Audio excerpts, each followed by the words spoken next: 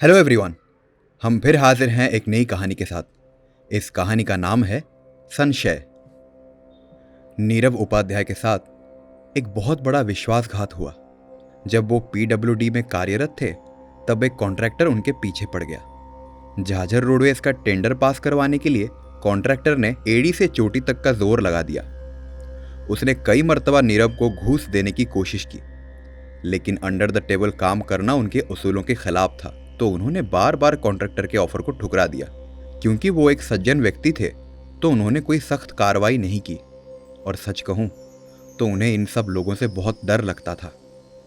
लेकिन अपने उसूलों के राह पर चलते चलते कब उन्होंने सामने वाले के गुरूर को ठेस पहुंचा दिया, ये उन्हें पता ही नहीं चला। अपना बदला लेने के लिए कॉन्ट्रैक्टर ने उन्हें रिश्वत के आरोप में बुरी तरह फंसा दिया। इंक्वायरी बिठाई गई, और क्योंकि सरकारी कामकाज में वक्त लगता है तो अनिर्धारित काल तक के लिए उन्हें सस्पेंड कर दिया गया। इस घटना से उनके मन में एक गहरा आघात हुआ, समाज में बदनामी हुई, और बात यहां तक आ पहुंची कि घरवाले शादी के लिए लड़की ढूंढते ढूंढते परेशान हो गए। कोई भी बाप ऐसी जगह अपनी बेटी देने के लिए राजी नहीं था। लोगों के तानों से परेशान होकर वो अपना शहर रतलाम छोड़कर शिमला चले गए। वहां उन्हें कोई भी नहीं जानता था, इसीलिए उन्होंने अपने पर लगे आरोपों को क्लीन चिट मिलने तक वहीं वक्त बिताने का निर्णय किया। 15 महीने बाद उन्हें क्लीन चिट मिल गई और नौकरी फिर से ज्वाइन करने के लिए चिट्ठी आ पहुंची। मुश्किल से 2 महीने जैसे तैसे उन्होंने गुजारे, लेकिन अब उनके अंदर सरकारी नौकरी करने की इच्छा समाप्त हो चुकी थी। उन्होंने रिटायरमेंट ले लिया और वापस शिमला जाकर बस गए। जितनी भी उनकी जमा पूंजी थी, उन पैसों से उन्होंने शिमला से करीब 100 किलोमीटर दूर एक गांव में एक बना बनाया मकान खरीदा और बस गए। सस्पेंशन पीरियड के दौरान जो 1.5 साल उन्होंने शिमला में बिताए थे, उसी दौरान उन्हें भुट्टा, धान, गेहूं, बार्ली इत्यादि के फसल में दिलचस्पी पैदा हुई, और इसी कारण से रिटायरमेंट के पश्चात उन्होंने अपनी खुद की फसल उपजाने का निर्णय लिया। इस घटना ने उन्हें पूरी तरह बदल दिया था। एक अजीब सी आदत लग गई थी उन्हें। जमीन खरीदकर खोदने लग गए। हर रोज खुदाई करते थे। कुछ तो ढूंढ रहे थे वो। क्या ढूंढ रहे थे ये ठीक से उन्हें भी नहीं पता था। कहीं ना कहीं उनकी चाहत थी कि उनके हाथ कोई खजाना लग जाए और फिर उसे सरकार को सौंपकर अपने नाम पर लगे दाग को वो पूरी तरह मिटा सके। भले ही उन्हें क्लीन चिट मिल चुकी थी, लेकिन एक कलंक हमेशा के लिए उनके माथे पर लग गया था, और वो यही चाहते थे कि कुछ तो ऐसा हो कि सरकार की तरफ से उन्हें पुरस्कार मिले और उनके माथे पर लगा वो कलंक पूरी तरह मिट जाए। एक रोज जमीन खोदते खोदते उनके हाथों एक सोने की प्राचीन मूर्ति लगी। वो खुशी से पागल हो गए। कहते हैं ना, जब इंसान किसी चीज को शिद्दत से ढूंढ रहा होता है तो वो उसे जरूर मिलती है। इतनी खुशी शायद पिछले 2 साल में उन्होंने कभी महसूस नहीं की थी। बिना वक्त बर्बाद किए आर्कियोलॉजिकल वालों को उन्होंने इत्तला कर दिया। वो लोग आए, जांच पड़ताल की और फिर मूर्ति लेकर वापस चले गए। लेकिन जैसा वो चाहते थे कि उन्हें सरकार की तरफ से पुरस्कार मिले, वैसा कुछ नहीं हुआ।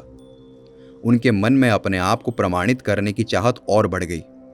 फिर से खोदना शुरू किया। अब उन्हें जहां मौका मिलता खोदना शुरू कर देते।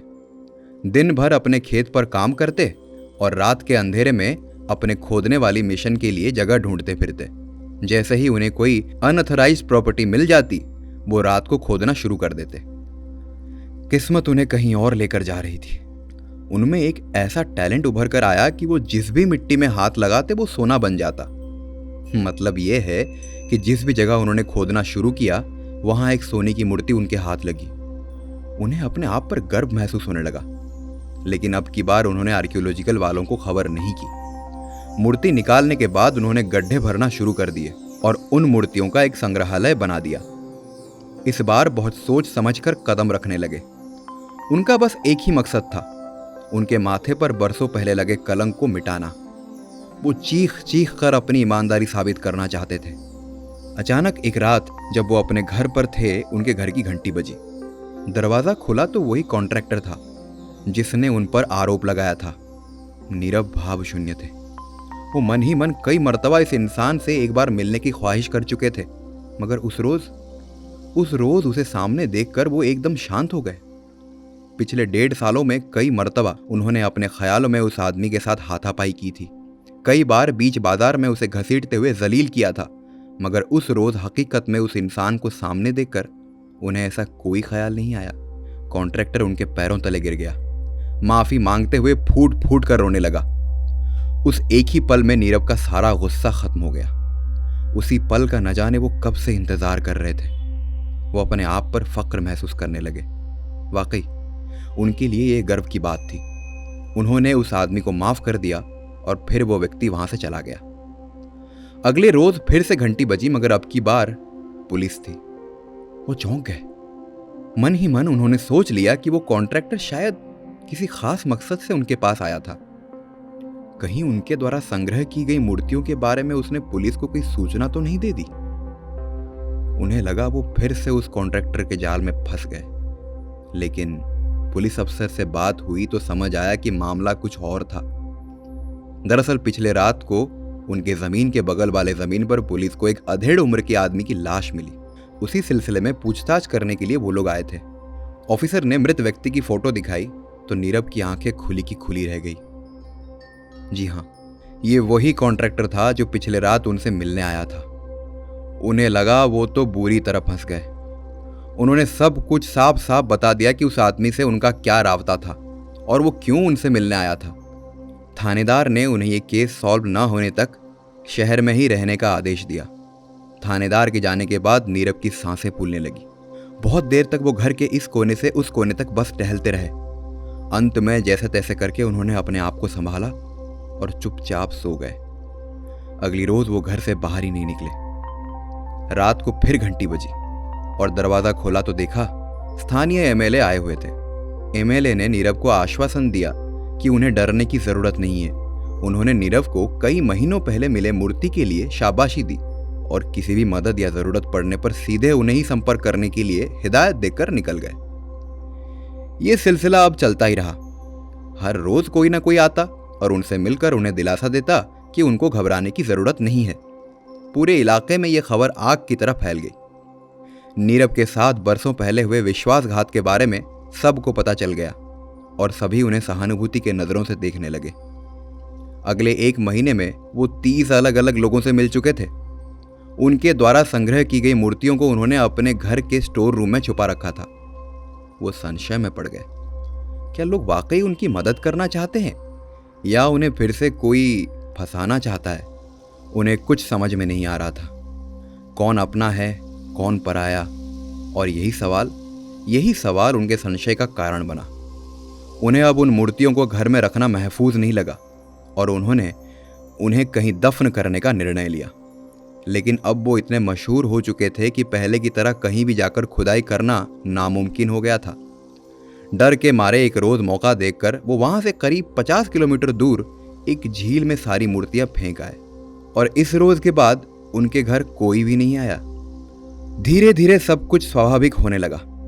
लोग अब उनसे पहले की तरह बर्ताव करने लगे, मतलब जैसे उन्हें कोई जानता ही नहीं है। ये एक ऐसा बदलाव था जो उन्हें बार बार कचोड़ता जा रहा था। आखिर ये सब क्या हो रहा है? उनके बगल वाले जमीन पर एक लाश बरामद होने के बावजूद पुलिस ने कोई कार्रवाई नहीं की। ऐसा लग रहा था जैसे कुछ हुआ ही नहीं है। एक रात वो उसी चेयर पर बैठे हुए थे जहां वो हर रोज बैठा करते थे और उसके विपरीत एक और चेयर रखी थी जहां पर घर में आए लोग बैठा करते थे। वो कुछ देर तक बस इस चेयर से उठकर दूसरे चेयर पर बैठते रहे और सामने पड़ी खाली चेयर को घूरते रहे। शायद उन्हें कोई मूर्ति मिली ही नहीं थी। अगली रोज वो फिर उसी झील के पास पहुंच गए जहां उन्होंने मूर्तियां फेंक दी थी। सर्द रात में वो ठंडे पानी में उतर गए उन मूर्तियों की तलाश में। जिस जगह उन्होंने उन्हें फेंक दिया था वो जगह बिल्कुल समतल था। आसानी से किसी को भी मूर्तियां मिल जाती। उन्हें कुछ हासिल न हुआ।